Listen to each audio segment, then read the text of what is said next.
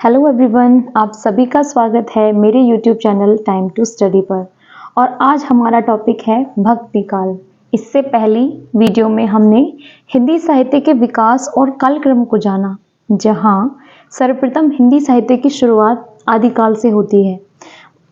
उसके बाद आता है मध्य युग, और मध्य युग को भी दो भागों में बांटा गया, जिनमें से एक है पूर्व मध्य काल और दूसरा था उत्तर मध्य काल। तो जो पूर्व मध्य काल है वही हमारा भक्ति काल है। यह युग हिंदी साहित्य के इतिहास में अपना महत्वपूर्ण स्थान रखता है। यदि हमारा यह युग कंप्लीट हो जाता है, इसको हम अच्छे से जान लेते हैं, तो लगभग 15 से 20 प्रश्न हमारे यहाँ से तैयार हो जाते हैं किसी भी एग्जाम के लिए, चाहे आप 9th क्लास में हैं, 10th क्लास में हैं, 11th में हैं या फिर 12th में हैं, या फिर कर रहे हैं आप सिविल सर्विसेज या अन्य प्रतियोगी परीक्षाओं की तैयारी। तो यहाँ से हमारे लगभग 15 से 20 प्रश्न हमारे तैयार हो जाते हैं। तो हम शुरू करते हैं भक्ति काल। भक्ति काल को स्वर्ण युग भी कहा जाता है, जिसकी शुरुआत सन 1343 ईस्वी से 1643 ईस्वी तक थी।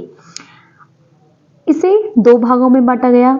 दो धाराएं इसकी हैं, सबसे पहली निर्गुण काव्य धारा और दूसरी सगुण काव्य धारा। निर्गुण काव्य धारा में क्या होता है कि जितने भी कवि थे उन्होंने जो रचनाएं लिखी उसमें उन्होंने निर्गुण यानी जो ईश्वर है उसको निर्गुण निराकार के रूप में स्थान दिया। जैसे जिसको भी दो भागों में बांटा गया, ज्ञानाश्रयी और प्रेमाश्रयी में। तो इसमें ईश्वर को निर्गुण निराकार रूप में, यानी जिसका कोई आकार नहीं है, वह हर कण कण में निवास करता है, उस ईश्वर की आराधना इस युग में कवियों द्वारा की गई। और दूसरा युग था सगुण काव्य धारा। सगुण काव्य धारा में जो कवि थे उन्होंने जो रचनाएं अपनी कृतियां लिखी उसमें ईश्वर की जो आराधना की है उसमें राम की भक्ति के रूप में की है और कृष्ण भक्ति के रूप में उन्होंने अपनी आराधना की है। तो निर्गुण काव्य धारा को भी दो भागों में बांटा गया है। सबसे पहला ज्ञानाश्रयी और प्रेमाश्रयी। इसमें ज्ञान को सर्वोपरि माना गया है, अर्थात इसके जो मुख्य कवि थे वे थे कबीरदास। कबीरदास जी की जो मुख्य रचना थी वह थी बीजक। और जो कबीरदास थे, इस युग के जो अन्य कवि भी थे उन सभी को संत काव्य भी कहा जाता है। और जो प्रेमाश्रयी शाखा है वह सूफी काव्य धारा के नाम से भी जानी जाती है, और इसके प्रमुख कवि थे मलिक मोहम्मद जायसी जी, और इनकी रचना थी पद्मावत। तो निर्गुण काव्य धारा के अन्य कवियों को भी हम जानते हैं, जिसमें से ज्ञानाश्रयी के जो प्रमुख कवि हैं वे कुछ इस प्रकार हैं। निर्गुण भक्ति धारा, इस धारा में जो महत्वपूर्ण विशेषताएं थी, कई बार ये प्रश्न बन जाता है कि निर्गुण भक्ति धारा की कुछ विशेषताएं या दो विशेषताएं हमें बताइए। तो उनमें से जो विशेषताएं हैं वो कुछ इस प्रकार हैं। निर्गुण काव्य धारा में जाति प्रथा का विरोध होता था एवं हिंदू मुस्लिम एकता पर बल दिया गया। जितनी भी रचनाएं इन कवियों ने इस समय पर की, उनमें से जो महत्वपूर्ण स्थान दिया जाता था वह यह था कि जाति प्रथा का सबसे ज्यादा विरोध इस युग में किया जाता था और हिंदू मुस्लिम एकता पर विशेष बल यहाँ दिया जाता था। निर्गुण काव्य धारा में ईश्वर के निराकार रूप की उपासना की गई, अर्थात जिसका कोई रूप ना हो, जिसका कोई आकार ना हो, वह सभी जगह सभी वस्तुओं में निवास करता हो, ऐसे ईश्वर की आराधना निर्गुण काव्य धारा में की गई। आपने देखा भी होगा जो कबीरदास जी हैं, कहने को तो निर्गुण काव्य धारा के, किंतु इनके दोहों में भी राम का नाम आता है। अब आपको ये लग रहा होगा कि यहाँ तो इन्होंने राम के रूप की उपासना की है, किंतु नहीं, इन्होंने जिस राम रूप की उपासना की है वह अयोध्या के दशरथ पुत्र राम नहीं, वह जिसका कोई आकार नहीं, जो कण कण में निवास करता है, उस राम की उपासना कबीरदास जी ने अपने दोहों में की है। जैसे हम देख सकते हैं, राम नाम की लूट है, लूट सके तो लूट, अंत काल पछताएगा जब प्राण जाएगा छूट। तो यहाँ पर जो कबीरदास जी हैं उन्होंने राम नाम जो है वो किसके लिए कहा गया है? जो हर कण कण में निवास करता है, हर वस्तु में निवास करता है, हर प्राणी में निवास करता है, उस राम के नाम की इन्होंने आराधना की है। इस धारा की भी दो शाखाएं थी, जैसे ज्ञानाश्रयी और प्रेमाश्रयी। ज्ञानाश्रयी शाखा के जो प्रमुख कवि हैं उनमें महत्वपूर्ण स्थान कबीरदास जी का ही है, अन्य कवि भी इनके हैं। लेकिन इन्होंने जो भी वानियां इनकी थी वो सब, क्योंकि कबीरदास जी तो पढ़े लिखे नहीं थे, इन्होंने ये कहा भी है कि मसी कागज छुयो नहीं, कलम गयो नहीं हाथ। अर्थात मैंने कभी कागज को हाथ में नहीं लिया, कलम को हाथ में नहीं लिया, अर्थात मैं अनपढ़ हूँ। तो इनकी जो वानियां जो इन्होंने अपने उपदेश दिए वे सभी इनके शिष्य धर्मदास ने लिखे और उस ग्रंथ का नाम हो गया बीजक। तो कबीरदास जी के समकक्ष अन्य कवि भी थे, जिनमें से कुछ के नाम यहाँ हैं। सबसे पहले कबीरदास ही हैं, जिनकी रचनाएं हैं बीजक, साखी, सबद और रमैनी। कई बार प्रश्न ये पूछा जाता है कि कबीरदास से अलग ज्ञानाश्रय शाखा के अन्य कवि कौन हैं? तो हम तो महत्वपूर्ण रूप से कबीरदास जी को ही जानते हैं। आज हम कुछ और नाम यहाँ पर जानेंगे, जिनमें से एक हैं दादू दयाल और उनकी रचना है अंग बधू। एक और कवि हैं ज्ञानाश्रय शाखा के रैदास, जिन्हें रविदास के नाम से भी जाना जाता है। तो उनकी मुख्य रचना भी वाणी ही है और ये सभी ज्ञानाश्रय शाखा के कवि हैं। एक और कवि हैं इसमें मलुकदास जी, जिनकी रचना है रत्न खान, ज्ञानबोध। और एक और अगले कवि हैं हमारे ज्ञानाश्रय शाखा के नानक देव जी। नानक देव जी की भी जो उपदेश हैं वे सभी गुरु अर्जुन के द्वारा गुरु ग्रंथ साहिब में संकलित किए गए हैं। सुंदरदास जी भी अगले कवि हैं ज्ञानाश्रय शाखा के और उनकी रचना का नाम है सुंदर विलाप। अगली जो हमारी निर्गुण धारा की दूसरी शाखा है वह है प्रेमाश्रयी। प्रेमाश्रयी शाखा में कवियों ने प्रेम को सर्वोपरि माना है।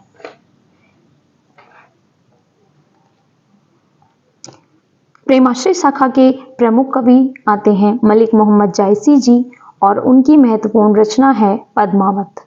पद्मावत से अलग भी उनकी कुछ रचनाएं यहाँ हैं, जैसे कि अखरावट, आखिरी कलाम और चित्ररेखा।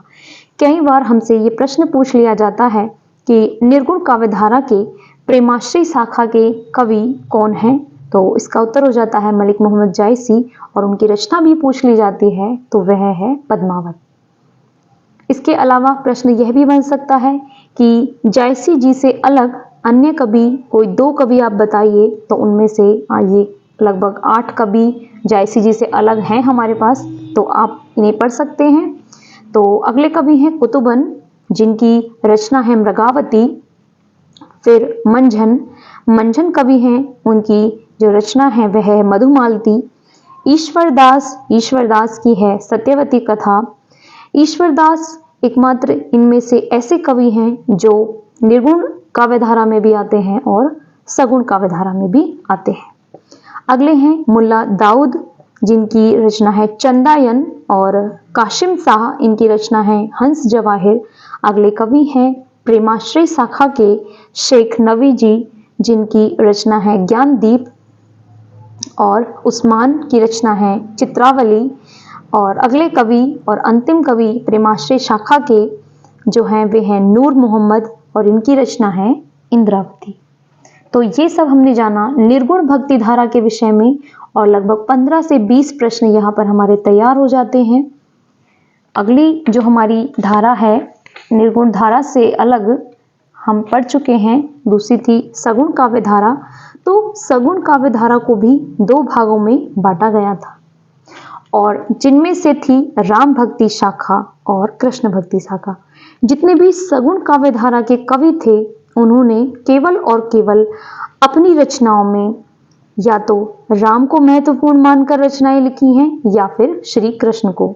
तो वे सभी कवि हमारे सगुण काव्य धारा के अंतर्गत आते हैं, अर्थात जो ईश्वर को राम और श्री कृष्ण के रूप में मानते थे। निर्गुण वाले केवल ज्ञान और प्रेम को सर्वोपरि मानते थे, और सगुण काव्य धारा वाले कवि राम और कृष्ण के रूप में अपनी कृतियां लिखते थे। तो राम भक्ति शाखा के प्रमुख कवि हमारे हो जाते हैं तुलसीदास जी, और इनकी प्रमुख रचना है रामचरितमानस। अगले हैं कृष्ण भक्ति शाखा के जो मुख्य कवि आते हैं वे हैं सूरदास जी, और इनकी मुख्य रचना है सूरसागर। सगुण काव्य धारा के अन्य कवियों के बारे में जानने के लिए हम आगे बढ़ते हैं। सगुण भक्ति धारा, इसमें कवियों ने ईश्वर की उपासना राम भक्ति व कृष्ण भक्ति के रूप में की, तो ये हम सभी जान ही चुके हैं। इसके प्रमुख कवि और उनकी रचनाएं हम जानते हैं। तो सबसे पहले हम शुरुआत करते हैं राम भक्ति शाखा से, और राम भक्ति शाखा के प्रमुख कवि तुलसीदास जी तो हैं ही, इनकी प्रमुख रचना रामचरितमानस तो है ही। कभी कभी ये प्रश्न भी पूछ लिया जाता है कि तुलसीदास जी की 2 कृतियां जो राम भक्ति धारा पर आधारित हैं, तो आप उनके नाम बताइए। तो इनमें से आती हैं कवितावली, गीतावली, दोहावली। ये सभी रचनाएं तुलसीदास जी की हैं और ये इन्होंने भक्ति काल के समय पर ही लिखी हैं। अगला प्रश्न है, अगले कवि हैं जो राम भक्ति शाखा के ही हैं, वे हैं रामानंद जी, और ये कबीरदास जी के गुरु भी रहे हैं। इनकी रचना है राम आरती। नाभादास जी की रचना है भक्तमाल, और केशव दास अगले कवि हैं, ये राम भक्ति शाखा के ही हैं। इनकी रचना है रामचंद्रिका और विज्ञान गीता। नरहरिदास जी की रचना है पौरुषेय और रामायण, और अग्रदास जी भी हमारे राम भक्ति शाखा में ही आते हैं। इनकी रचना है रामाष्टयाम, राम भजन मंजरी। अगले हैं ईश्वर दास। अभी मैंने थोड़ी देर पहले ही आपको बताया था कि ईश्वर दास एकमात्र ऐसे कवि हैं जो हमारे निर्गुण धारा के भी रहे हैं और सगुण धारा के भी रहे हैं। तो ईश्वर दास जी ने भरत मिलाप लिखा है राम भक्ति शाखा के रूप में। तो ये प्रमुख कवि हमारे राम भक्ति शाखा के आते हैं, और लगभग 4 से 5 प्रश्न आपके यहाँ से तैयार हो जाते हैं। अगली इसकी दूसरी जो शाखा है सगुण भक्ति की, इसमें कृष्ण भक्ति शाखा है, और कृष्ण भक्ति शाखा के हम जान ही चुके हैं मुख्य कवि कौन है, सूरदास जी। तो सूरदास जी की जो मुख्य रचना है सूरसागर तो है ही, इसके अलावा इनकी सूर सारावली है, साहित्य लहरी है। और अगले कवि जो कृष्ण भक्ति शाखा के ही आते हैं, जिन्होंने कृष्ण को मुख्य मानकर अपनी रचनाएं लिखी हैं, वे हैं रसखान जी। प्रेम वाटिका सुजान रसखान इन्होंने लिखी है। अगले कवि कृष्ण भक्ति शाखा के हैं नरोत्तम दास जी, जिन्होंने सुदामा चरित लिखा है, और सुदामा श्री कृष्ण के मित्र रहे हैं। तो कृष्ण को ही इन्होंने मुख्य मानकर इन्होंने रचनाएं लिखी, तो ये कृष्ण भक्ति शाखा के कवि हैं। अगली हमारी मीराबाई, जिन्होंने केवल और केवल श्री कृष्ण को ही सब कुछ समझा अपना, और वे उनकी भक्ति में जीवन भर लीन रहीं, और उनकी जो रचनाएं हैं वे हैं राग गोविंद, गीत गोविंद, नरसिंह जी का मायरा। तो इस प्रकार मीराबाई जी को कौन नहीं जानता कि वे श्री कृष्ण की सबसे बड़ी भक्त थी। इसके बाद हैं कुंभन दास जी, जिन्होंने कृष्ण भक्ति शाखा को मुख्य मानकर जो रचनाएं लिखी वे हमारी फुटकल पद के नाम से जानी जाती हैं। और कृष्ण भक्ति शाखा में ही एक मुख्य अष्टछाप कवियों का एक ग्रुप है, जिसकी जो संस्थापक हैं वे वल्लभाचार्य जी थे, और वल्लभाचार्य जी ने अपने पुत्र विठल नाथ के साथ मिलकर 8 कवियों को साथ लेकर अष्टछाप कवियों की एक समूह बनाया, जिसमें जो 8 कवि हैं वे इस प्रकार हैं, सूरदास जी, कुंभन दास जी, कृष्णदास जी और परमानंद दास जी। तो आप इनको ऐसे याद कर सकते हैं, सभी के नाम के पीछे दास दास लगा हुआ है। आगे भी हैं नंददास जी, चतुर्बुध दास जी, और गोविंद स्वामी जी और चीत स्वामी जी। तो हमें यहाँ पर एक प्रश्न और हमारा बन जाता है कि अष्टछाप के संस्थापक कौन थे, वल्लभाचार्य, और अष्टछाप के 8 कवियों के नाम हम यहाँ से तैयार कर सकते हैं। एक और प्रश्न इसमें से महत्वपूर्ण बन जाता है कि अष्टछाप के जो कवि थे उनमें से केवल वल्लभाचार्य के जो शिष्य थे वे कौन थे, या फिर केवल उनके पुत्र विठलनाथ के जो शिष्य थे वे कौन थे। तो वल्लभाचार्य के जो शिष्य थे वो ये चार महत्वपूर्ण हैं, जो कि सूरदास, कुमनदास, कृष्णदास और परमानंद दास जी हैं। और जो विठलनाथ जी हैं उनके जो मुख्य शिष्य रहे हैं चार, वे चारों नंददास चतुर्भुज दास जी हैं और गोविंद स्वामी और चीत स्वामी। ये सब कौन हैं? विठलनाथ जी के ये चारों जो शिष्य हैं ये। इस प्रकार इन आठों कवियों का समूह श्री कृष्ण को मुख्य मानकर रचनाएं करता था और ये सभी कृष्ण भक्ति के शाखा के प्रमुख कवि हैं। तो मुझे आशा है कि आज का ये टॉपिक भक्ति काल आप सभी के लिए काफ़ी महत्वपूर्ण रहा होगा और समझ में भी आ गया होगा। काफ़ी सारे प्रश्नों के उत्तर आज यहाँ पर तैयार हो गए होंगे, ऐसी मुझे उम्मीद है। और यदि आपको इस युग से रिलेटेड कोई भी प्रश्न आपके मन में आता है तो आप कमेंट बॉक्स में डालकर पूछ सकते हैं, या फिर ये वीडियो आपके लिए हेल्पफुल रही है तो भी आप मुझे कमेंट बॉक्स में मैसेज कर सकते हैं। एक और प्रश्न यहाँ पर अंत में मैं बताना चाहूँगी कि एक प्रश्न घुमा फिरा कर इस तरह से पूछ लिया जाता है कि भक्ति काल के चार कवियों के नाम और उनकी रचनाएं। तो एक प्रश्न हमारा यहीं तक तैयार हो जाता है कि भक्ति काल के चार कवि कबीरदास जी, मलिक मोहम्मद जायसी, तुलसीदास और सूरदास, और फिर इनकी हम एक एक रचना यहाँ पर इस प्रकार लिख सकते हैं। तो उम्मीद है कि आज भक्ति काल सभी का लगभग क्लियर हो गया होगा। इसी के साथ स्वस्थ रहिए, मस्त रहिए। जय हिंद।